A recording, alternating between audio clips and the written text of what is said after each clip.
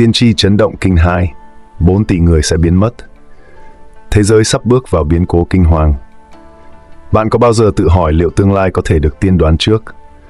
Một lời tiên tri bí ẩn, một bóng ma đại dịch đang rình rập và những dấu hiệu kỳ lạ đang dần lộ diện.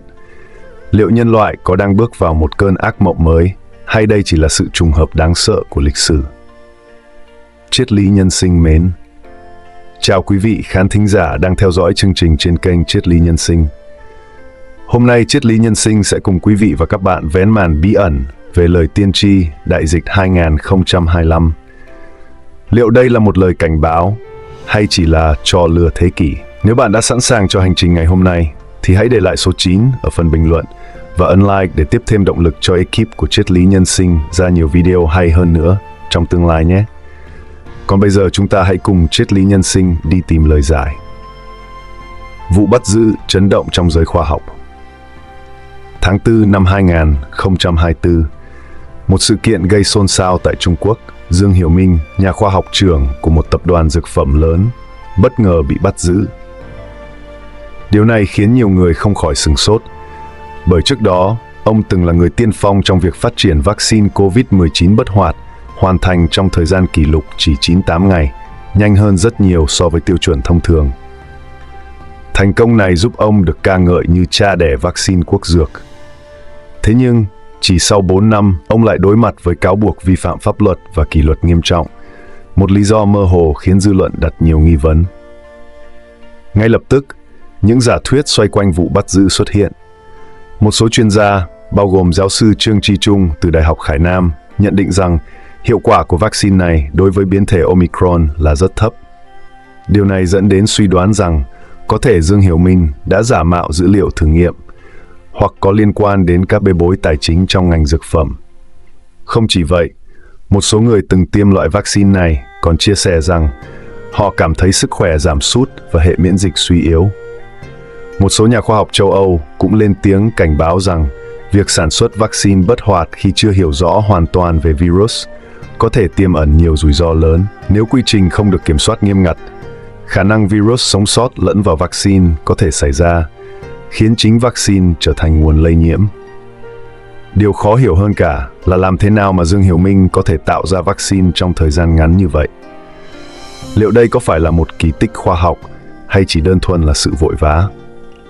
Trở lại với lời tiên tri về đại dịch 2025, có một chi tiết đặc biệt có thể giúp giải đáp những bí ẩn xoay quanh vấn đề này.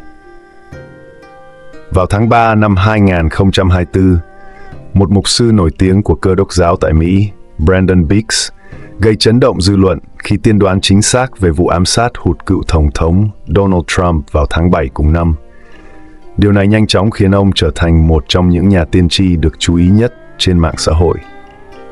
Không dừng lại ở đó, tháng 4 năm 2024, Biggs tiếp tục đưa ra một tiên đoán gây rung động, khẳng định rằng ông đã nhận được thông điệp từ Chúa qua một khải tượng thiêng liêng. Trong đó, ông nhìn thấy một đại dịch mới còn khủng khiếp hơn, COVID-19 lan rộng khắp thế giới. Ngày 28 tháng 1 năm 2025, trong một đoạn video mới, Biggs cho biết Chúa đã cảnh báo ông đến 4 lần về một thảm họa dịch bệnh sắp xảy ra. Dự đoán rằng nó sẽ bùng phát vào mùa xuân năm 2025 và có thể kéo dài suốt 4 năm sau đó. Câu hỏi đặt ra là liệu nhân loại có thực sự phải đối mặt với một đại dịch kinh hoàng nữa hay không? Trong một lần cầu nguyện, Biggs chia sẻ rằng ông đã bị cuốn vào một cảnh tượng kỳ lạ, nơi ông cảm thấy như mình được đưa trở lại châu Âu thế kỷ 14. Trước mặt ông là một ngôi làng Trung Cổ, nơi những con người cần mẫn làm việc, nhưng bầu không khí lại tràn ngập nỗi lo sợ. Vậy, lời tiên tri của Biggs có thực sự ứng nghiệm, hay đây chỉ là một sự trùng hợp? Điều gì đang chờ đợi chúng ta phía trước? Trong khải tượng, Biggs nhìn thấy trở lại châu Âu thế kỷ 14, nơi những vết loét đen xuất hiện trên tay người dân, báo hiệu sự hoành hành của cái chết đen. Xác chết nằm la liệt dọc đường, nỗi sợ hãi hiện rõ trên khuôn mặt những người sống sót. Đây là đại dịch khủng khiếp nhất trong lịch sử, khiến 100 triệu người thiệt mạng, làm dân số châu Âu suy giảm nghiêm trọng. Dù ngày nay nhiều nhà khoa học tin rằng vi khuẩn Yersinia pestis là nguyên nhân, vẫn có tranh cãi do thiếu bằng chứng xác thực. Đại dịch này bùng phát ngay trong thời kỳ chiến tranh trăm năm giữa Nga và Pháp, khiến vua Edward III phải rút quân khỏi Pháp sau khi chiếm được Calais, và binh sĩ của ông gục ngã trước dịch bệnh nhiều hơn là trước kẻ thù. Dịch hạch không chỉ làm gián đoạn cuộc chiến, mà còn ảnh hưởng nghiêm trọng đến năng suất lao động của các quốc gia. Do số lượng lao động khỏe mạnh bị giảm mạnh, nền kinh tế châu Âu cũng rơi vào tình trạng suy thoái. Châu Âu là khu vực chịu ảnh hưởng nặng nề nhất của dịch hạch. Trước đây, các học giả tin rằng dịch bệnh gây tổn thất dân số tương đương ở khắp châu Âu. Nhưng các nghiên cứu hiện đại cho thấy mức độ ảnh hưởng không đồng đều. Một nghiên cứu vào năm 2022 chỉ ra rằng Pháp, Đức, Scandinavia, miền Trung nước Ý và Hy Lạp là những khu vực chịu ảnh hưởng nặng nề nhất, khiến sản lượng nông nghiệp sụt giảm nghiêm trọng. Ngược lại, Trung Âu, Đông Âu, bán đảo Iberia và Ireland chịu tác động rất ít, sản xuất nông nghiệp gần như không bị ảnh hưởng. Khi Brandon Biggs còn đang quan sát cái chết đen, một giọng nói vang lên, đại dịch sắp tới sẽ là cái chết đen của thế kỷ 21. Cảnh tượng lập tức chuyển đổi. Ông thấy mình đứng trong một phòng thí nghiệm tối tân, nơi các nhà khoa học đang sử dụng AI để thiết kế virus mới. Họ thử nghiệm nó trên chuột, chọn lọc những chủng có độc tính cao nhất và thả ra môi trường. Lần này, vật chủ trung gian không phải dơi mà là chuột, loài có khả năng lây lan nhanh hơn. Hình ảnh tiếp tục biến đổi. Brandon Biggs thấy rằng các nhà khoa học phát triển vaccine với tốc độ không tưởng. Một giọng nói cất lên, nếu đã biết trước cấu trúc virus, việc chế tạo vaccine chỉ trong 3 tháng là điều khả thi. Nhưng nếu con người thực sự có lợi thế này, tại sao những thí nghiệm trước đó lại thất bại? Câu trả lời nằm ở tốc độ đột biến của virus. Tương tự như cách COVID-19 tiến hóa từ chủng gốc sang Delta rồi Omicron, virus mới có thể sẽ thay đổi quá nhanh, khiến vaccine trở nên vô hiệu. Nếu đúng như vậy, nhân loại có thể đã mở ra một chiếc hộp Pandora, nơi hậu quả không thể lường trước. Dịch bệnh bùng nổ vào viễn cảnh tương lai. Brandon Biggs thấy bản đồ thế giới nhuốm dần sắc đỏ. Tâm dịch bùng phát ở châu Âu, lan nhanh đến Trung Đông và châu Phi. Khi nhìn về phía đông, hình ảnh trở nên nhạt nhòa, như thể có những điều ông không được phép biết. Cùng lúc đó, một điểm nóng mới xuất hiện ở Brazil. Tình hình trở nên nghiêm trọng, Tổng thống Mỹ ra lệnh đình chỉ các chuyến bay. Các nhà máy đóng cửa, nền kinh tế lao dốc, đồng euro và đồng đô la mất giá. Người dân hoảng loạn tranh giành thực phẩm, một giọng nói tiếp tục cất lên. Bắc Mỹ có thể chứng kiến 350 triệu người tử vong. Brandon Biggs cố gắng nhìn xa hơn, nhưng con số toàn cầu vẫn là một số ẩn. Nếu tỷ lệ tử vong tương đương cái chết đen, số người thiệt mạng có thể lên đến 4,7 tỷ, một thảm kịch chưa từng có. Bỗng nhiên, Brandon Biggs thấy một nhóm người trong bộ áo choàng trắng tỏa ra ánh sáng rực rỡ. Xung quanh họ là một lớp bảo vệ vô hình. Khi những đám sương mù độc hại tiến đến, chúng bị ánh sáng này tiêu diệt ngay lập tức. Một giọng nói vang lên, họ là những người được chọn, những người của tương lai. Liệu nhân loại có tìm ra cách sống sót trước thảm họa này, hay sẽ chìm vào vòng lặp của lịch sử? Thượng đế kêu gọi Brandon Biggs cầu nguyện, truyền bá lời cảnh báo để nhiều người hơn có cơ hội được bảo vệ. Ngài nhấn mạnh rằng nếu có đủ người được lựa chọn, tương lai có thể được thay đổi. Đó là dự báo của Brandon Biggs về đại dịch năm 2025. Vậy có căn bệnh nào trong thực tế có thể sánh ngang với cái chết đen không? Cuối năm 2024, Trung Quốc chứng kiến sự bùng phát của cúm A do virus H1N1, một chủng virus có khả năng gây viêm phổi với tỷ lệ tử vong từ 1 đến 4%. Chủng H1N1 từng là nguyên nhân gây ra đại dịch cúm Tây Ban Nha trong Thế chiến thứ nhất, khiến 50 triệu người thiệt mạng trên toàn cầu. Dù virus này đã tồn tại hơn một thế kỷ và hiện chỉ gây ra các đợt cúm mùa thông thường, có thể kiểm soát bằng thuốc, nhưng đợt bùng phát cuối năm 2024 lại dấy lên nhiều lo ngại. Chỉ trong thời gian ngắn, dịch lan sang Nhật Bản. Theo Bộ Y tế Nhật Bản, 90% ca mắc cúm tại nước này là do H1N1, phần còn lại thuộc về chủng H3N2. Lần này, tình hình trở nên đáng lo ngại hơn khi một số bệnh nhân gặp biến chứng nghiêm trọng, thậm chí xuất hiện hội chứng phổi trắng, dấu hiệu của tổn thương phổi nặng dẫn đến suy hô hấp. Điều này làm dấy lên nghi vấn rằng H1N1 đã đột biến hoặc tái tổ hợp với một chủng virus nguy hiểm hơn. Sự kiện gây chấn động nhất là việc nữ nghệ sĩ Đài Loan, Từ Hy Viên, mắc cúm khi đi du lịch Nhật Bản vào tháng 1 năm 2025 và không qua khỏi do biến chứng viêm phổi. Trước khi mất, cô xuất hiện triệu chứng phổi trắng, khiến dư luận càng lo lắng về khả năng xuất hiện một biến thể mới của H1N1. Dựa trên nghiên cứu hiện tại, cúm A không có khả năng gây ra một đại dịch quy mô lớn, cũng không thể lây qua chuột trừ khi xảy ra đột biến bất thường. Bên cạnh đó, giới khoa học cũng theo dõi sát sao H5N1, chủng cúm gia cầm có tỷ lệ tử vong lên đến 50%. Dù nguy hiểm, virus này chủ yếu lây giữa các loài chim, chưa có bằng chứng rõ ràng về khả năng lây dễ dàng từ người sang người. Tuy nhiên, một hiện tượng bất thường đã xảy ra vào năm 2024 khi H5N1 được phát hiện trong đàn bò sữa tại Mỹ. Điều này đặc biệt hiếm gặp bởi lẽ H5N1 thường gây tử vong hàng loạt ở gia cầm và chim hoang dã. Nhưng lần này nó xuất hiện một cách lặng lẽ trong đàn bò mà không gây triệu chứng rõ rệt.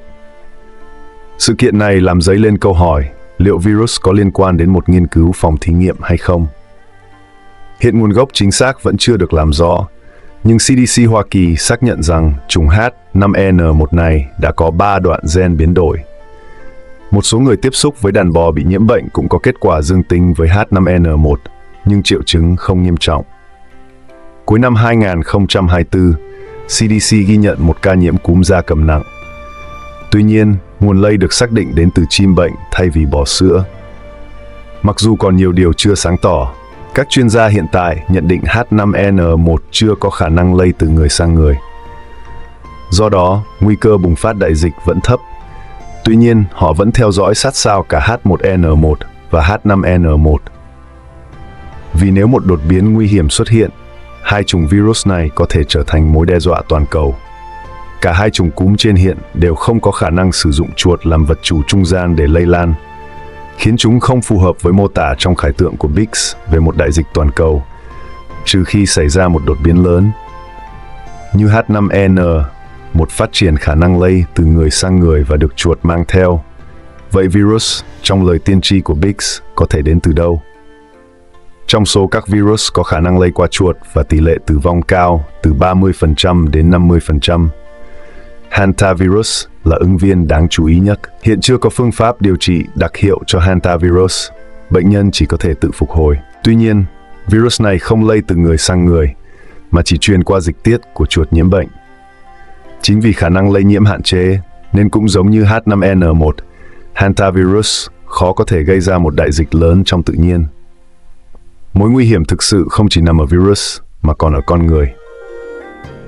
Brandon Biggs từng hình dung về một phòng thí nghiệm bí mật thuộc một cường quốc, nơi các nhà khoa học ứng dụng trí tuệ nhân tạo AI để thiết kế và biến đổi virus. Họ thử nghiệm trên quần thể chuột nhằm tạo ra một chủng virus có khả năng lây lan nhanh chóng. Nếu những con chuột này bị thả ra môi trường tự nhiên, nguy cơ về một đại dịch toàn cầu sẽ trở thành hiện thực. Trong trường hợp kịch bản này xảy ra, H5N1 và Hantavirus đều có thể là ứng viên cho một đợt bùng phát nghiêm trọng. Ai đứng sau sự thao túng virus? Năm 2020, SARS-CoV-2 xuất hiện từ một quốc gia có nền kinh tế đang phát triển và nhanh chóng lan rộng khắp thế giới. Khi cộng đồng quốc tế kêu gọi mở cuộc điều tra về Viện Virus học Vũ Hán, nơi bị nghi ngờ có liên quan đến nguồn gốc đại dịch, quốc gia này lập tức bác bỏ, coi đó là cáo buộc vô căn cứ. Đồng thời, họ cũng gỡ bỏ một số dữ liệu quan trọng liên quan đến virus, từ chối công khai trình tự bộ gen ban đầu của SARS-CoV-2. Hai nhà khoa học đã cố gắng thu thập thông tin về trình tự gen trong những ngày đầu dịch bùng phát để tìm kiếm cơ chế lây nhiễm và phát triển phương pháp điều trị. Tuy nhiên, họ phát hiện rằng những dữ liệu này đã bị xóa khỏi cơ sở dữ liệu công khai. Theo Bloomberg, vào tháng 6 năm 2021, Viện Y tế Quốc gia Hoa Kỳ xác nhận rằng trình tự gen ban đầu của SARS-CoV-2 đã bị gỡ bỏ theo yêu cầu của các nhà nghiên cứu Trung Quốc. Những thông tin từng được Viện Virus học Vũ Hán công bố đã biến mất khỏi cơ sở dữ liệu vào tháng 6 năm 2020. Phía Trung Quốc tuyên bố rằng họ đã chuyển chúng sang một nền tảng khác. Những điều này làm dấy lên nhiều nghi vấn về tính minh bạch. Việc xóa dữ liệu không chỉ gây cản trở quá trình truy vết nguồn gốc virus, mà còn làm chậm tốc độ nghiên cứu vaccine. Động thái này chẳng khác nào xóa dấu chân trên tuyết, khiến nhiều người đặt câu hỏi liệu có điều gì đang bị che giấu hay không. Hiện nay có 4 giả thuyết chính về nguồn gốc của virus. 1. Nguồn gốc tự nhiên. Virus có thể lây từ động vật sang người, nhưng chưa có bằng chứng xác thực nào chứng minh điều này. Dù vậy, Tổ chức Y tế Thế giới WHO vẫn coi đây là giả thuyết chính thức. 2. Rò rỉ từ phòng thí nghiệm. Giả thuyết này cho rằng virus có thể đã thoát ra từ một phòng thí nghiệm do lỗi an toàn sinh học. Dù chưa rõ là vô tình hay chủ đích, FBI đánh giá giả thuyết này có khả năng xảy ra ở mức trung bình, nhưng vẫn thiếu bằng chứng rõ ràng. 3. Nguồn gốc chưa xác định. Một số cơ quan tình báo, bao gồm CIA, cho rằng virus có thể đến từ nguồn gốc chưa được tiết lộ, nhưng chưa đưa ra kết luận cụ thể. 4. Vũ khí sinh học. Một giả thuyết táo bạo khác cho rằng virus có thể đã được chỉnh sửa trong phòng thí nghiệm để phục vụ mục đích nghiên cứu hoặc quân sự, nhưng sau đó vô tình phát tán ra ngoài. Hai giả thuyết cuối cùng từng được bác bỏ vào năm 2020, bị coi là thuyết âm mưu và bị kiểm duyệt gắt gao. Tuy nhiên, khi chính quyền Trump thúc đẩy điều tra, vấn đề này lại một lần nữa trở thành tâm điểm. Cùng thời điểm đó, CIA cũng thay đổi quan điểm, công khai thừa nhận khả năng virus có nguồn gốc nhân tạo, khiến những giả thuyết này lại thu hút sự quan tâm của dư luận.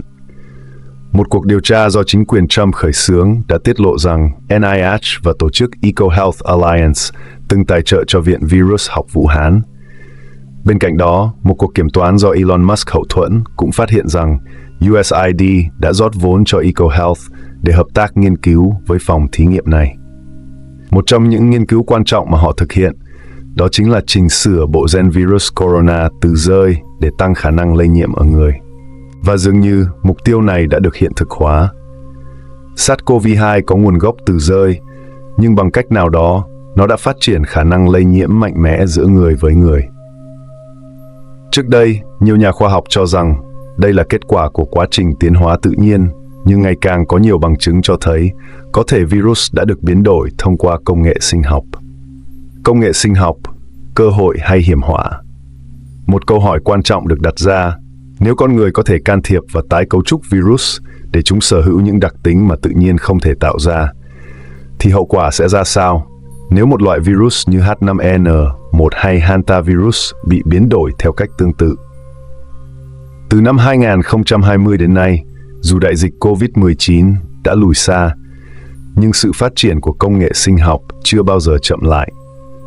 Các phòng thí nghiệm trên khắp thế giới tiếp tục đẩy mạnh nghiên cứu, không ngừng nâng cao trình độ và khả năng can thiệp vào hệ gen của sinh vật. Nhờ vào trí tuệ nhân tạo, những lĩnh vực như phân tích cấu trúc protein, tái tổ hợp virus và phát triển dược phẩm đã đạt được những bước tiến đáng kinh ngạc. Nếu như trước đây, được xác định cấu trúc của một protein có thể mất hàng năm, thì giờ đây, AI có thể rút ngắn quá trình này xuống chỉ còn vài giờ hoặc thậm chí vài phút. Nhưng điều gì sẽ xảy ra nếu công nghệ này được áp dụng vào việc chỉnh sửa và tối ưu hóa virus? Khi máy tính lượng tử bước vào thời kỳ bùng nổ, có bao nhiêu loại virus được lập trình sẽ xuất hiện?